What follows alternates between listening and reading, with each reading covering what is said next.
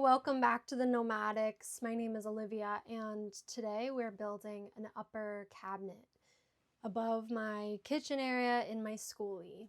I already have this piece of wood up.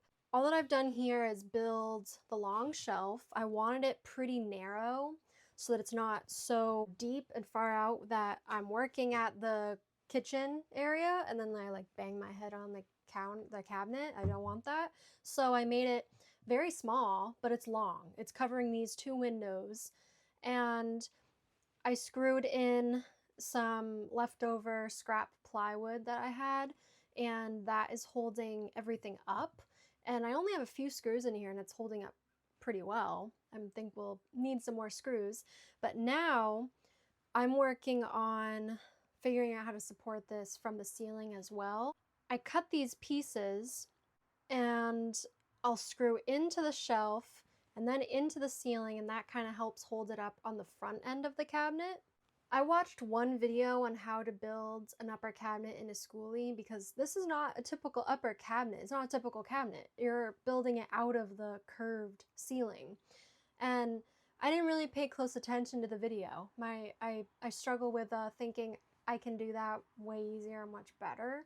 So we're gonna see if that really works. I'll have this one to the right here, this one in the middle, and then I was gonna just do two big cabinet doors so that it kind of looks symmetrical with the windows, the two underneath, and they would be hinging up, those cabinet doors. I would also need to cut a curved piece to go along this whole side to enclose the cabinet. I have these things up and it's supporting this shelf. I used a level, so this shelf is level. I used a right angle straight edge tool to make sure these are straight up, and it's holding in pretty good. But now I need to do this side, this curve piece for a wall, and I want to be able to trace it out on something and then just without having to do a million cuts, because that's what I've had to do with other curves that I've had to cut so far. So I'm using this piece of paper that I sketched out all of my furniture that I built for the dimensions and what it was going to look like, which I honestly can't believe I did 4 pieces of furniture and probably more on this one piece of paper.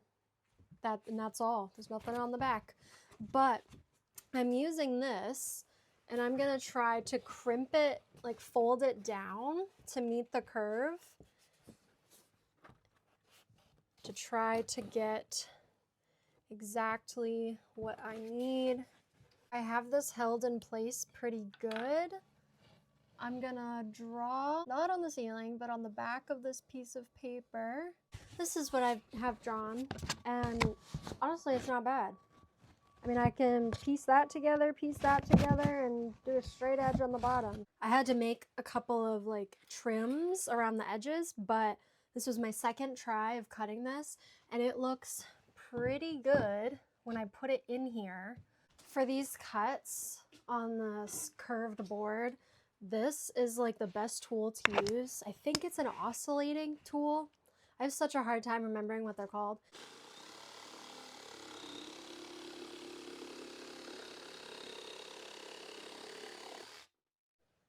What an accomplishment. This is pretty cool. I keep forgetting to hit record, and this is good stuff. So I'm gonna walk through what I just did. So this is that piece that goes on the end here. I was thinking about adding another one of these, as a template, to divide the spaces in the cabinet here. So I cut another one, and as you can see, it fits perfectly. It can be used as support and also to separate both sides of the cabinet, like a normal cabinet. This middle piece in the center separating the shelves is now screwed in. It's screwed into the front here. It's screwed into the ceiling. It's pretty secured. Both of them are screwed in. This one, I only screwed in down here and up here into the 3/4 inch wood. And then I have 3/4 inch wood also for support on that back, this back little piece here, and I made a screw right in there just because I did not want to screw into the 1/2 inch because it splits so easily.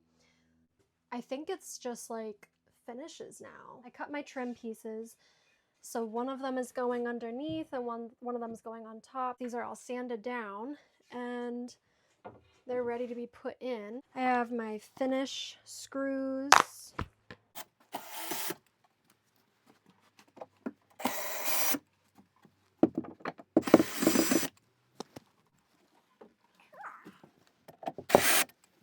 Oh my gosh. Wait, that looks so good. That's perfect. Now all I need is some wider pieces to go on the end, in the middle, and on the other end. Okay, I got my 3 pieces, those vertical pieces sanded down, cut perfectly. I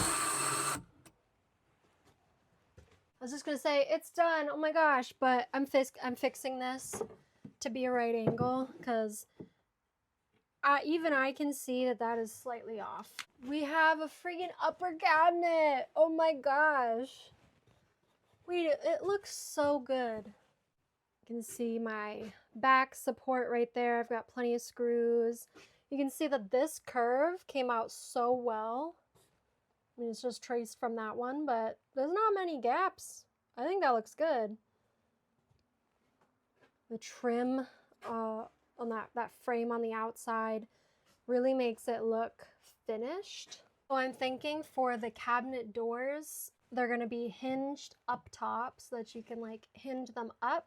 I'm just going to use these same trim pieces to make a frame for the cabinet door, and then I have 1/4 inch wood, which is basically what I've used here for my backing along like my, where it's going to be backsplash, and that goes on the inside of the cabinet around in between the frame.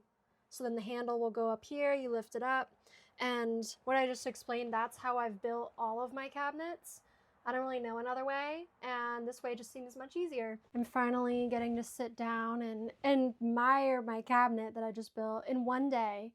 That is crazy. Or no, in one afternoon. If you're going to be building an upper cabinet just like this, maybe referencing this video, one thing I would note is make sure that the shelf is level. So I built it out of that scrap wood, like I said, and I didn't really care to make sure it was level at first. I just wanted to get an idea, and I ended up going with this. So I screwed that back siding into my framing along that back side, and one on the right side, which is against my shower wall. And I used a level every area all across to make sure that it's level everywhere, and make sure that you do that that front support from, you know, down to the edge of the shelf and up into the ceiling. You need to make sure that it's not just supported on the back side, or else that thing is gonna fall. But yeah, use your right angle edge, use your level. And this looks so good. I'm amazed. It did not take me very long, and I've taken many breaks today in between doing this. That is it for this week's video. Hopefully next week we'll be done with our shower. Stay tuned and I'll give some different videos on how we did the whole process, what we would have done differently. I hope that this cabinet video is super helpful for anyone with a curved ceiling in a Skoolie or even in a van. If you do reference this video to build your Skoolie cabinet, I would love to see it. Please like, comment, or send me a picture. I love to see everybody else's progress that they're making on their buses. Thank you for watching. Please like this video, subscribe, and I'll see you next week for a new video, possibly on the shower.